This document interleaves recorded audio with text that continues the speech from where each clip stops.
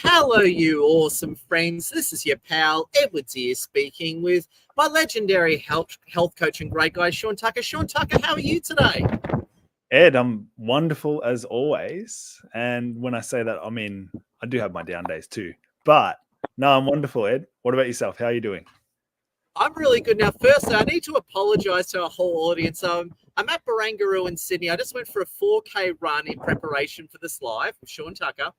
And I sat down, all set up, then all of a sudden all this wind came from everywhere. So I just want to apologize in advance. I hope there's not too much wind in the recording. It's blowing me, but I've got my PC tucked into a nice corner. It's all right, Shaun. Yeah, no, it comes in every now and then, but it's going pretty well. So what were you doing this morning, Ed? Well, you were telling me something about a run. Yeah, so what I did was, because it's not every day I get to talk to Shaun Tucker, and just want to say as well, if you just come in, smash that like, share, and comment, connect with Shaun and I love your work. But what was interesting actually was, so Shaun Tucker's helped me lose over 20 kilos over the past few years, which has been fantastic. And do you see the shirt that I'm wearing? Right? See the shirt that I'm wearing? It's looking more and more like, I don't know, you're fitting into it so much better.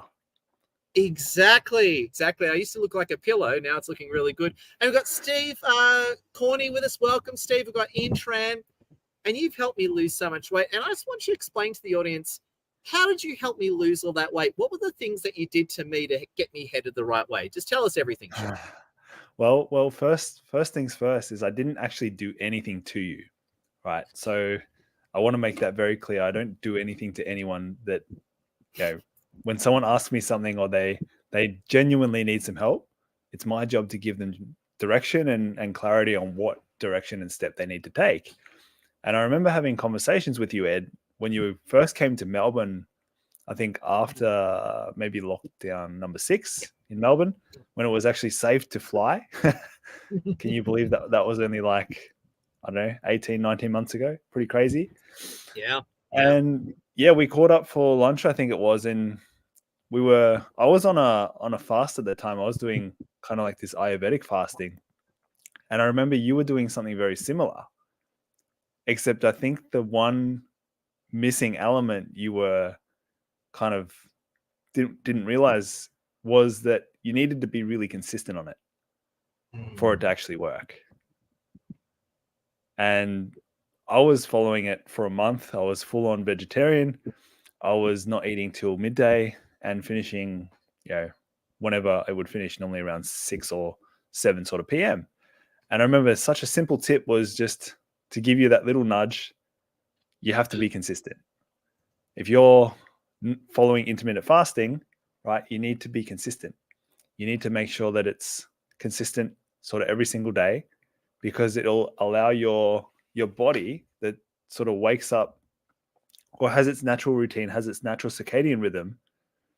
It sort of expects these things, and your hormones start functioning a lot better. Your whole system just starts working so much better.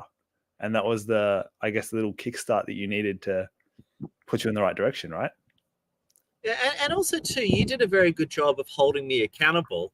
And I've said this to a few people in a lovingly mocking way of you. In a way, you persuade using the reverse. I love the way you persuade. So when I was having, and I know everyone loves this. So I chat to Shaun Tucker's wife about this as well, and she agreed that you do this, right? So one time, and she was really funny when we had a chat. So what basically it was that. So I've had problems with binge eating, huge problems with binge eating, been a problem a lot of my, not more recently, right, but a bit of a problem that's come and gone my whole life. And that's what got me in trouble during lockdowns. The way you persuaded me out of it is you said to me, hey, Ed, you can binge eat all you want. Maybe you should just ask yourself if you want to be doing this. Yeah. and I know it sounds easy, but it's actually very, very epic persuasion, because if you came in and said, Ed, you're wrong, you're this and that, you should stop it, it would create that resistance in me that would want to eat. But you knew psychology so well. It's like, Ed, you can binge eat all you want. Maybe you just want to ask yourself if you want to do that or not. And it was that type of persuasion that had a profound impact on me. Explain that method of persuasion that you very well used on me. Well, it's kind of relative to what I said before, is I don't actually make anyone do anything. The idea is you're coming to me, you're asking me questions, And then I use the reverse to ask you questions on what you think you need to do. Because for me, it's a pathway of self-realization. So when you realize within yourself what you need to do and what your real problem is, so if it is binge eating, there's a good reason probably why you're binge eating, why you can't fill that void with the food, but you'll keep on doing it because this is such a childish behavior. It's what you would do when you're upset, when you're probably very young. And it's what you would do just to fill up a void that cannot be filled. And it's just an endless cycle. But the brain is quite funny because it's still fed all of these neurochemicals that are for pleasure and reward. So you're kind of just in this endless cycle and endless loop. And you need to use that level of awareness, which comes back to self-realization, to find out, well, what is the motivation? What is driving the behavior? So when you do that, that's when you have the power to choose whether you want to or not. So this is where I've found, being a PT in the big commercial gyms, a lot of people who would go on those 12-week, 8-week challenges would ultimately fail after a year of doing that challenge because they can't understand why they keep falling into the same habits, the same cycles. And they just need to understand themselves at a deeper level. And it's funny you say that, actually, because I kind of agree with you, because, I mean, to me, what makes you powerful, you're a PT as well as a nutritionist, you understand the mind. I agree with you. And I've seen so many people go down the PT path and in the short term revolutionize their health. But a year later, they actually sort of revert back to where it was. Yeah. It's not because of my view of it is, and please disagree with me if I'm wrong here, but my view of it is that because they've got a PT making them do it. And when you remove that external influence, there's no one making them do it. Therefore, they revert back to their old behaviors and they haven't solved the original underlying psychology. Is that a fair comment? It is a fair comment. And it is also like I guess, in a way, it has a superficial sort of side to it and also a deeper meaning to it as well. Because if you're needing someone outside of you to do something that you feel like you need to do, you got to question, well, why do I feel like I need to do it? Because if it's not aligned to you, the fact of the matter is you're probably not going to do it when that external influence who's pulling you on that journey, you'll fall off. You'll stop doing it. And so you really got to understand, well, what is your why? And you hear this so often, but it's so simple, but it's so hard. It's not easy. It's really, really challenging to understand what are your motivations for doing something that, will keep you healthy, will keep you fit. Because ultimately, this is a subjective topic, right? What's healthy and what's fit for someone is completely the opposite for someone else. And that brings me to the key point. And I'd love for you to give us some insight. But firstly, I want to check in with our fans. We've got Sarika Singh with us, En Lee, welcome, Ian Tran, Steve Corney, Robert Bart, welcome everyone. If you just come in, smash that like, share, and comment. Please say hello. Connect with myself and especially Shaun Tucker. Now, Shaun Tucker, this is the key thing. Oh, yeah, is the poison working? You poison yourself? Oh, no, poor Shaun.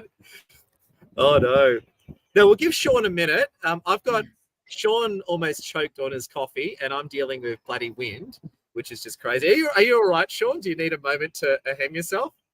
Yeah. All right, everyone. Let's give Shaun 30 seconds. I did I actually poisoned his drink somehow no, I didn't. It's fine. We love you. Love you. But I was checking Steve Corney. That was in the room. There we go. Just check in Steve Corney. We love you, Steve Corney. It's a pleasure. Lee Newton Rhodes, welcome. Again, if you come in, like, share, comment, tell it. Now, Shaun Tucker, everyone here is different, right? We've got a lot of people listening. There's going to be people listening who are really good with their health. Well, there's going to be people listening who've got some real health challenges. How do you give us a whole monologue on how you help people find out what works for them? And Michael Sterling's here. We love you, Michael Sterling. Give us a whole monologue on how you sort of hone in on people and get them moving the right way.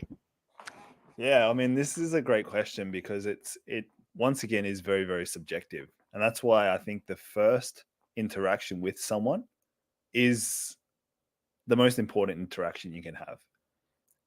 And it's not just that first, the very first time that you've met someone, but it's the first impression. You can continue to have first impressions, as I learned yesterday when I was hearing from Renee Giruso, who's a communications bloody expert and leadership expert.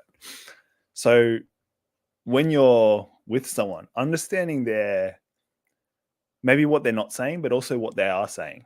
So listening to what your person is, who you're with, is sharing with you, especially when you're in this place of someone sees you as someone they can go to when they need a little bit of help. So in my space, the health obviously is the key there, but it's the same thing, whether it's business, whether it's health, whether it's money and wealth. It doesn't matter.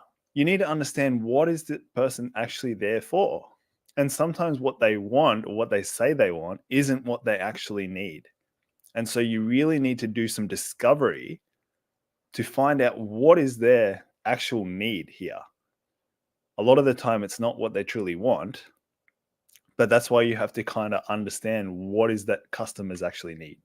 What is their need? And from there, right? So what I would do and what I would do to help someone is then walk them along the journey. It usually goes, I see it as a pathway.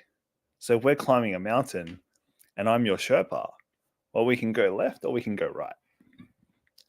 So if we're going right, we're going to use the health science. We're going to look at the body types. We're going to do all of this really sciencey stuff just to understand, well, what are the missing pieces that you don't know about yourself, so that we can give you a framework to help you feed yourself and help you look after yourself so you can start optimizing and feeling better within yourself.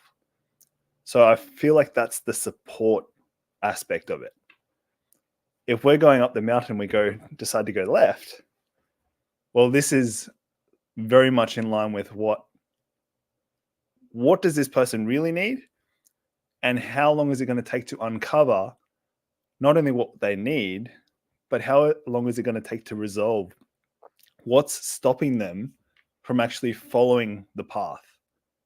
Because do they feel like they're just going up and then down and up and down? Like, why can't they go up?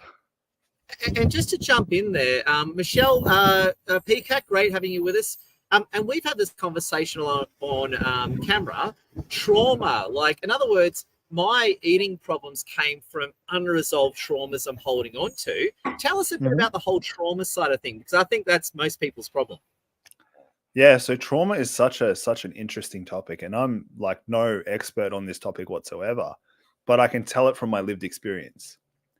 So what I've noticed in my own journey is I started very much on the right side of things, right? So I was doing the exercise, I was doing the running, I was doing all these things. And then I found myself looking for the next thing.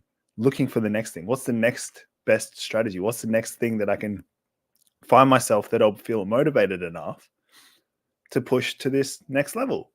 And I found myself actually in a bodybuilding competition, natural bodybuilding competition, completely almost malnourished, really. Like I was, flexing on stage.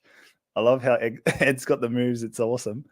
Clearly you've had a posing coach or two before. And honestly, it was one of the most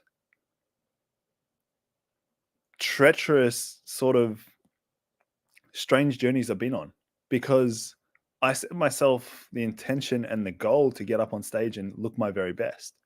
And I committed to that for 9 months and followed everything to the gram. Like I was just military, like, this is what I'm doing. This is what I'm doing. This is what I'm doing. I burned myself out because I set myself the intention and I was full on survival mode. Like I'm going to war and I'm going to win the war. And what happens when you go to war? Right? I'm speaking to the man himself who can absolutely, let people know and give some insights onto this. But when you're in that state and that survival state, you're making decisions based purely on survival. Like, I've got a mission and my mission is just to go and kill. Right? And along this journey, your body's not in the state where it can process really what's going on. But it does take that memory. It does store that within yourself for a later time to process. It gets stored in your body. And it took me 6 months to only recover my physical body after I did that natural bodybuilding competition. It took a full 6 months of nourishing myself to finally feel good in my body again. And this is something not uncommon. Like, this is what happens with athletes as well. They just burn themselves out. And just on that one, it's kind of ironic because it's a natural bodybuilding competition, and you ironically did unnatural things to yourself to get yourself ready for it. That's the irony of it all, isn't it? Well, yeah. When they say natural, it's really just not using, steroids to enhance and make your muscles bigger, right? Yeah, but I know this.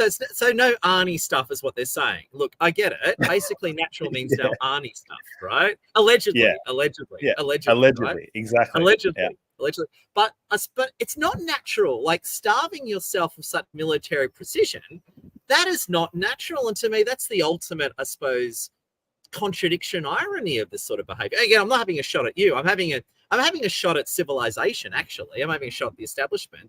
That's a kind of ironic sort of twist to it, isn't it, Shaun Tucker? Well, it is really interesting because like I said, the body doesn't forget. There's nothing wrong with the recorder of your memory, but there is possibly something not quite aligned with your recaller. So maybe the memory recall is not great for you, but there's nothing wrong with your recorder. It's constantly on in the background, just recording, right?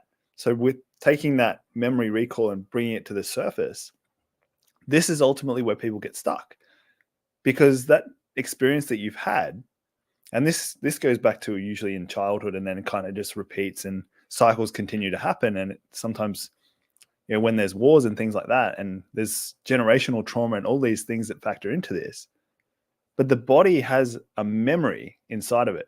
And so when there's triggers around you that are kind of bringing this memory of trauma or difficult experience to the surface of your body, well, now you're starting to tap into that experience, which for most people don't understand how to actually let go of it or release it, because there's no real training or understanding of how these mechanics work in the body, because you need to be vulnerable for it to actually release and let go. And what does vulnerability mean? Vulnerability is the capacity to be wounded. Very simply, if you're afraid to be wounded again, you're not going to be able to let go of the past that's holding you back. Yeah. Just jumping in on this one. So yesterday I had a LinkedIn Live interview of Sue. Sue Gielan. She's the legendary marriage counselor.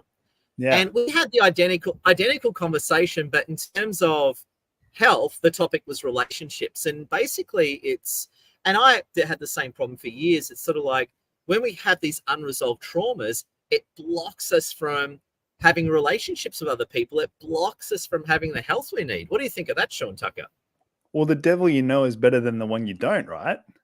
Ultimately, there's so much comfort in knowing the demon that you've taken on, whether consciously, whether it's passed on to you from your parents and your grandparents, but there's comfort in having that there.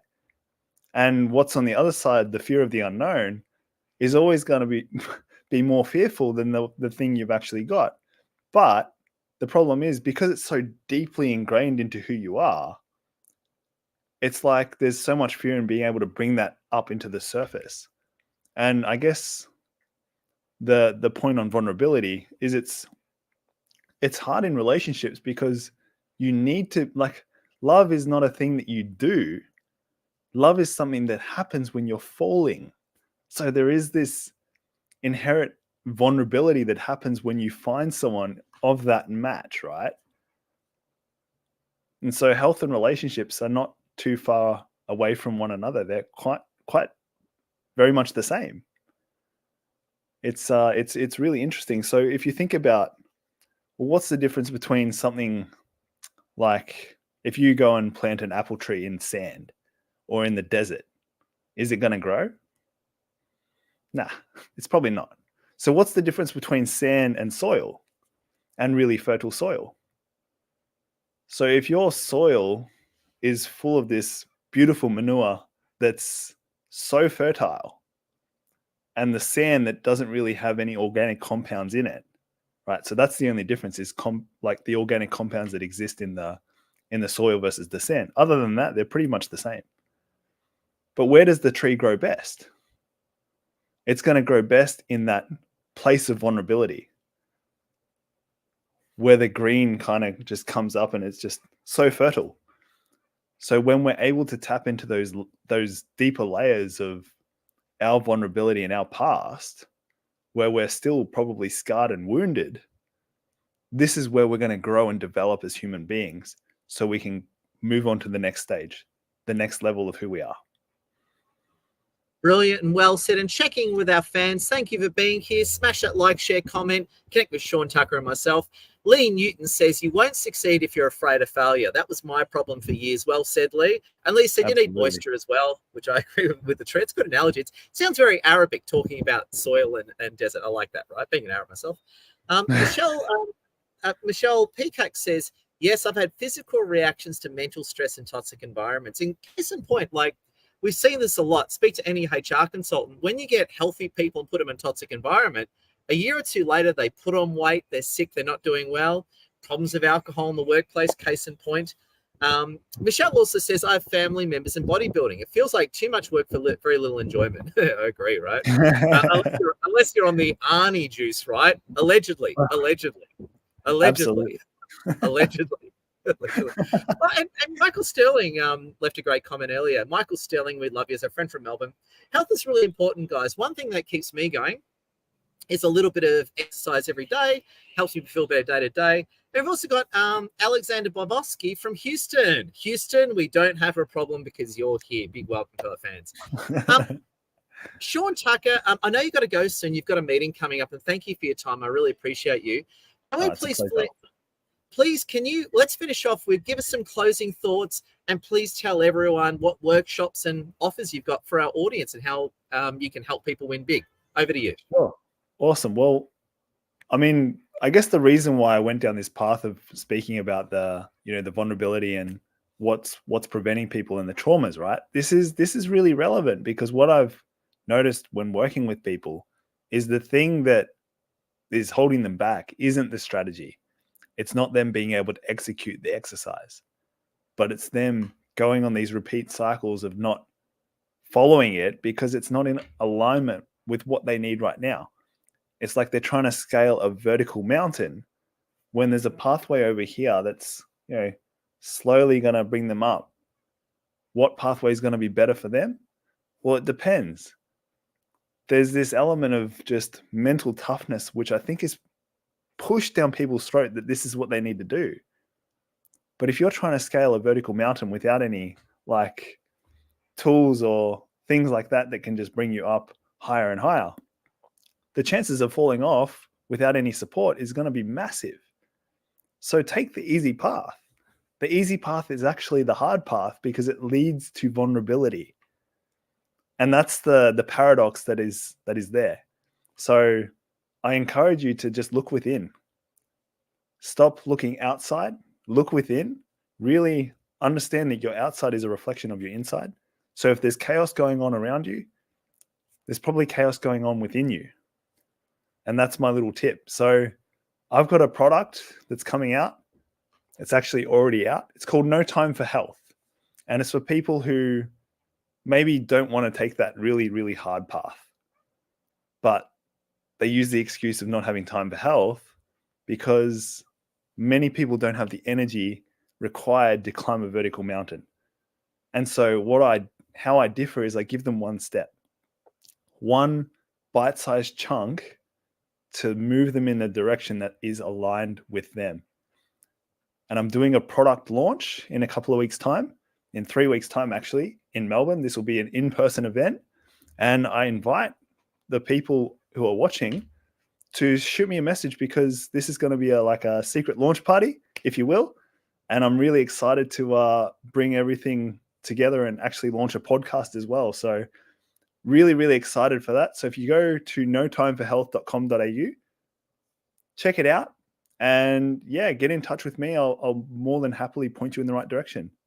So Ed, thank you so much, my man. Oh, fantastic. And just to close on a personal endorsement for Shaun Tucker from me. Shaun Tucker, so I've been a healthy guy my whole life. During the lockdowns, my health just went crazy, put on a lot of weight, got really sick. And Shaun Tucker's been a fantastic personal coach for me in helping me get my health back on track and also actually lead the way. I'm not a PT, I'm not a health person. People now are asking me for health advice. And I'm like, you should talk to Shaun Tucker. Seriously, friends, if you've got any health problems, talk to Shaun. He's a great guy. He's compassionate, non-judgmental, and he'll really help you solve your problems. So do you agree with that awesome Shaun Tucker, that assessment of you? Oh, I accept that, and I accept that as a compliment. So thank you so much, Ed. I really appreciate it. Beautiful. Well, thank you, everyone. Please, again, like, share, comment, connect with Shaun Tucker and I. Got any health things, just shoot a message to Shaun Tucker. If you need a hand with LinkedIn, your man Edwards here's his help. Shaun Tucker, thank you so much. Have a great day, and we appreciate you. Thanks, Ed. Take care, guys.